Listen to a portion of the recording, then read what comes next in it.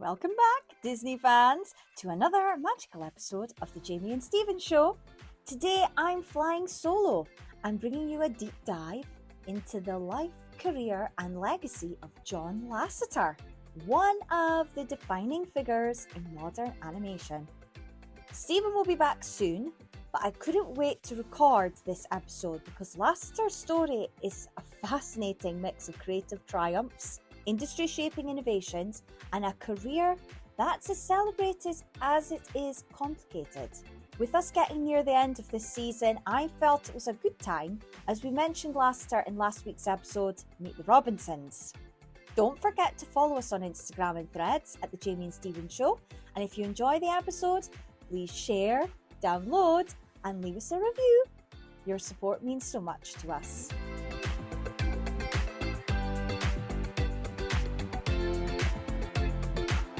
So, early life and inspirations, right?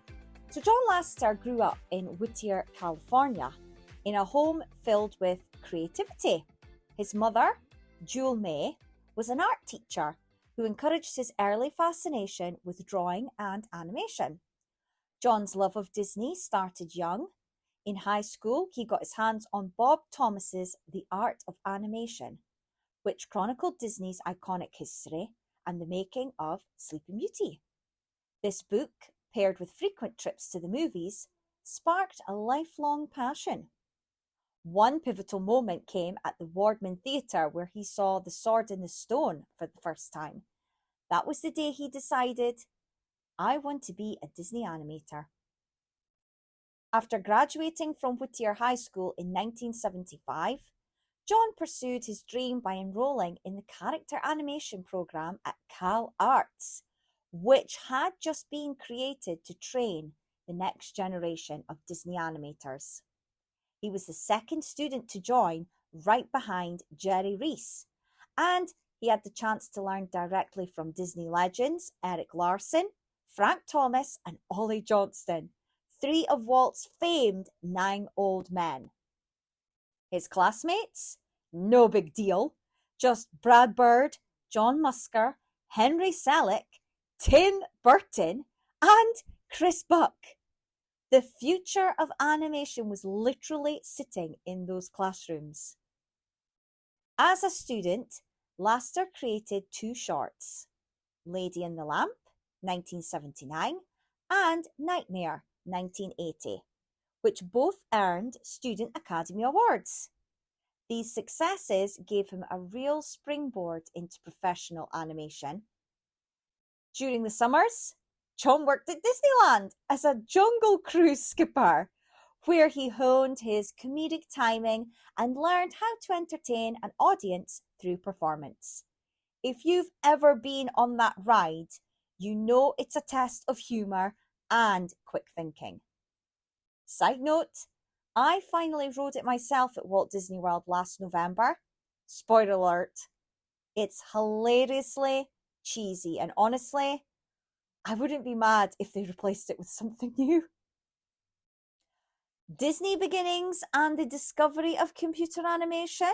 So in 1979, John landed his dream job at Walt Disney Productions, working on The Fox and the Hound. He even collaborated with Glenn Keane on animating the climactic bear fight. It was around this time that John stumbled across something that would change his career forever: computer animation. From early test reels of floating 3D spheres to the jaw-dropping light cycle sequence in Tron, he saw the future of animation unfold before his eyes. He teamed up with Glenn Keane to experiment with blending hand-drawn characters and 3D environments. Their idea culminated in a test short inspired by Where the Wild Things Are. Unfortunately, though, Disney leadership wasn't ready for such innovation and ultimately cancelled the project.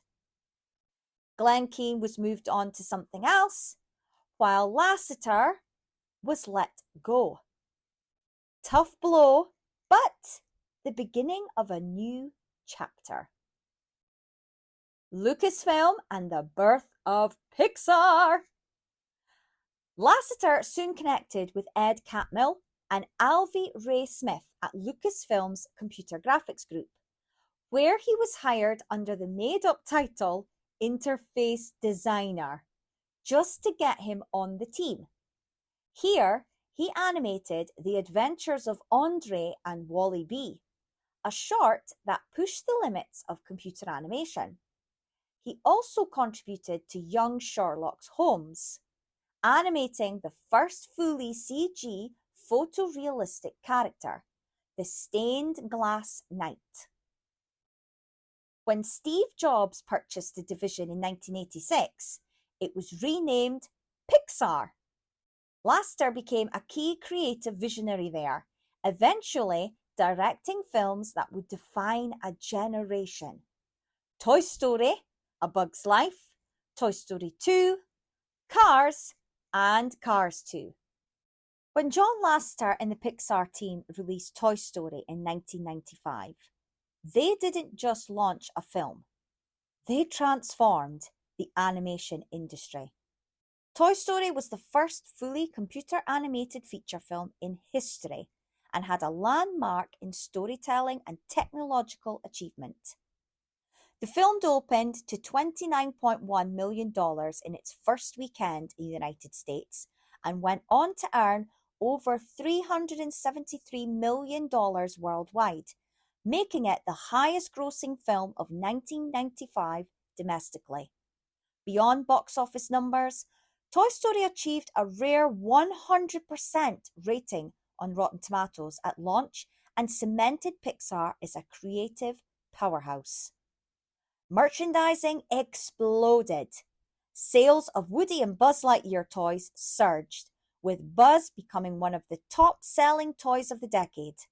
By 1996, Pixar and Disney had earned over $200 million in retail revenue from Toy Story merchandise alone. The film's impact was evident in pop culture. Phrases like, "To infinity and beyond," became instantly recognizable, and libraries, classrooms, and family homes embraced the film for its humor, heart, and revolutionary visuals. With Bug's Life, it continued the studio's track record of critical and commercial success. The film grossed over $363 million worldwide, proving that Toy Story was no one-off success. A Bug's Life showcased improved animation techniques with complex crowd scenes, thousands of moving ants and grasshoppers that pushed the limits of CGI at the time. Alongside critical acclaim, the film spawned a robust merchandising line, from action figures to Happy Meal toys, and inspired a Bug's Land at Disney California Adventure. But Toy Story and Bug's Life didn't just succeed financially. They reshaped audience expectations for animated films. For example, emotional storytelling. Both films proved that animated features could deliver heartfelt, character-driven narratives that appealed to both children and adults. 2. Technological awe. Audiences were captivated by the unprecedented realism of textures, lighting, and movement, making CGI animation a dominant force in the industry. Number 3. Franchise potential.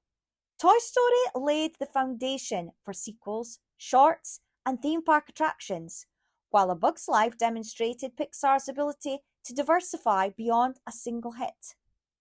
And 4. Cultural impact.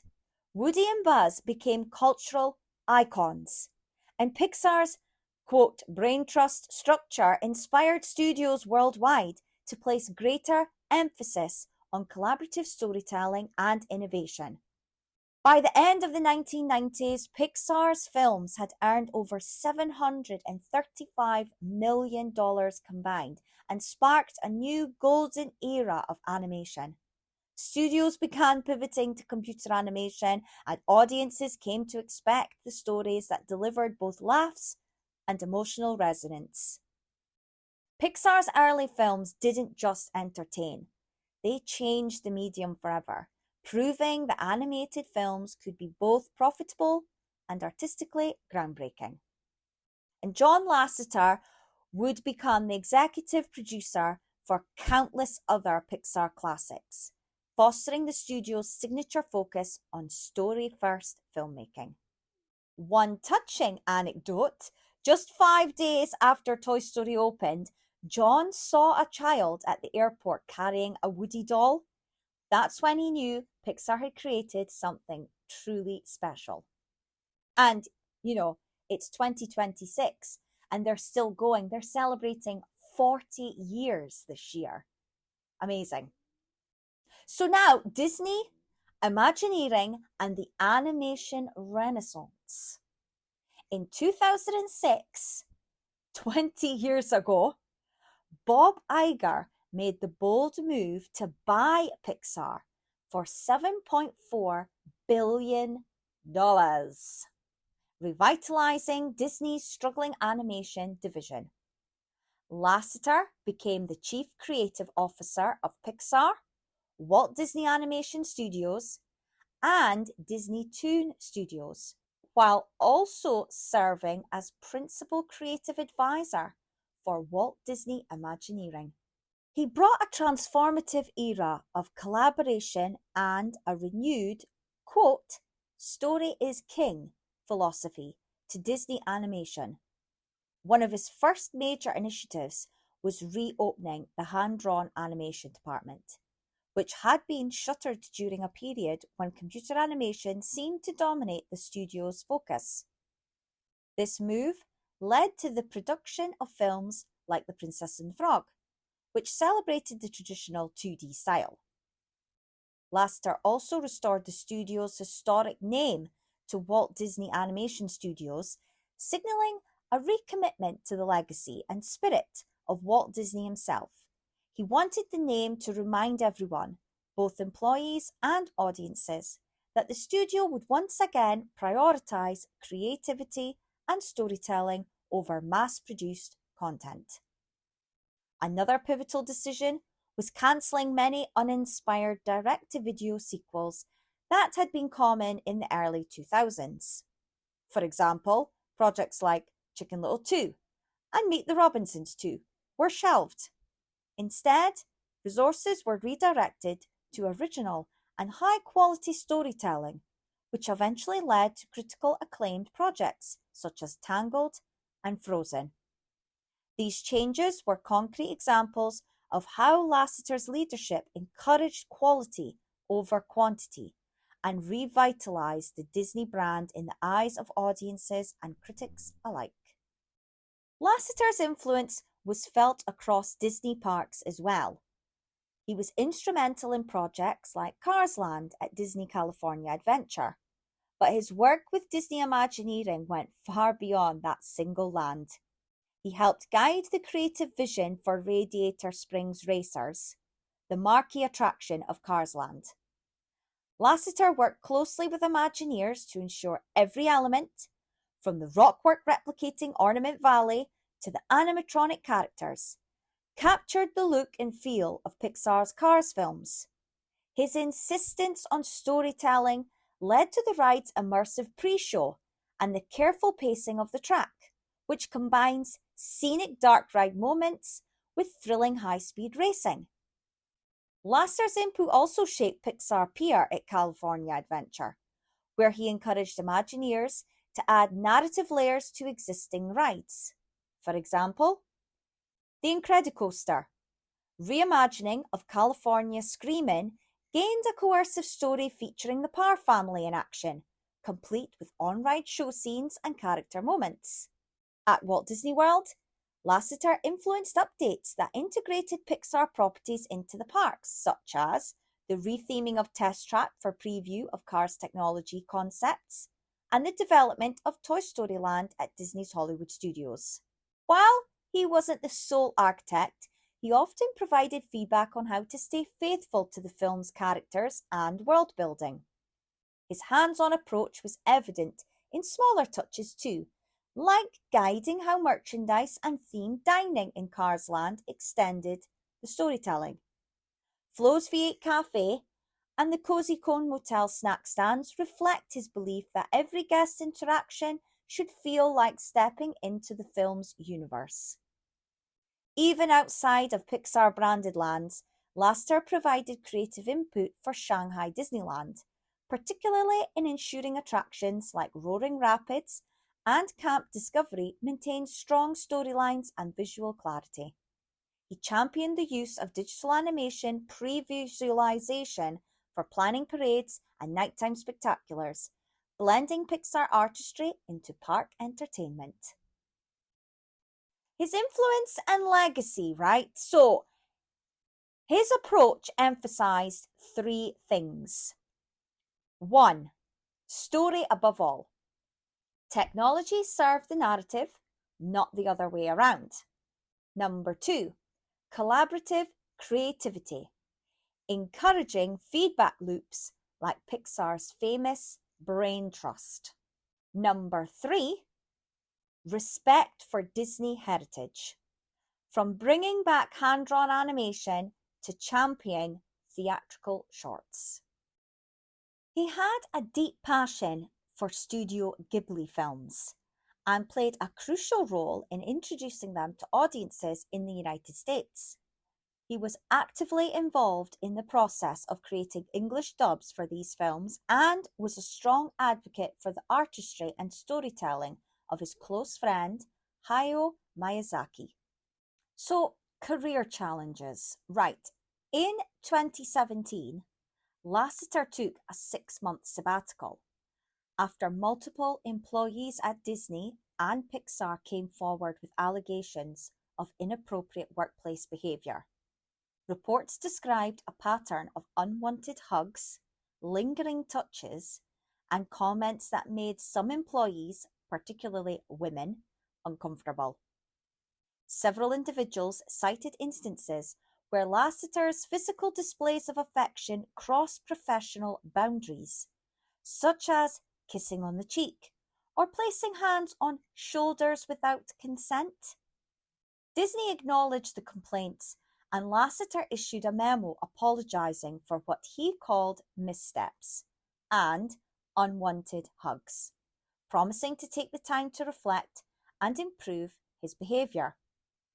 While Disney did not publicly detail all incidents, the environment described suggested that some employees felt their careers were impacted by the imbalance of power in raising concerns. After the 6-month sabbatical, Lasseter officially left Disney and Pixar by the end of 2018. In 2019, he became the head of Skydance Animation, where his hiring sparked additional discussion in the industry about accountability and workplace culture, though the studio expressed confidence in his leadership moving forward. So here are some fun facts about John Lasseter. He loves Dumbo. It's his all-time favourite movie. He owns a massive collection of vintage toys, model trains, and of course, Hawaiian shirts, many featuring Pixar characters. He received the Outstanding Contribution to Cinematic Imagery Award from the Art Directors Guild in 2004 and an honorary degree from AFI. Earned a star on the Hollywood Walk of Fame in 2011. He runs the Lasseter Family Winery with his wife in Glen Ellen, complete with a water tower and a locomotive called the Marie E., once owned by Disney legend Ollie Johnston. And he holds an honorary doctorate from the Pepperdine University. So, from Disneyland skipper to the head of multiple animation studios, John Lasseter's career has been a roller coaster of groundbreaking innovation, beloved films, and unforgettable and sometimes controversial moments. Through it all, his love for animation and storytelling has never wavered. Whether you love or struggle with his legacy, which I do, there's no denying his immense impact on the history of animation. So that wraps up this extended deep dive. If you enjoyed today's episode, don't forget to follow us on Instagram and Threads at The Jamie and Stephen Show. And leave us a review, please. It really helps the podcast grow. Thanks for joining me on this solo adventure into the world of John Lasseter. Until next time, bye!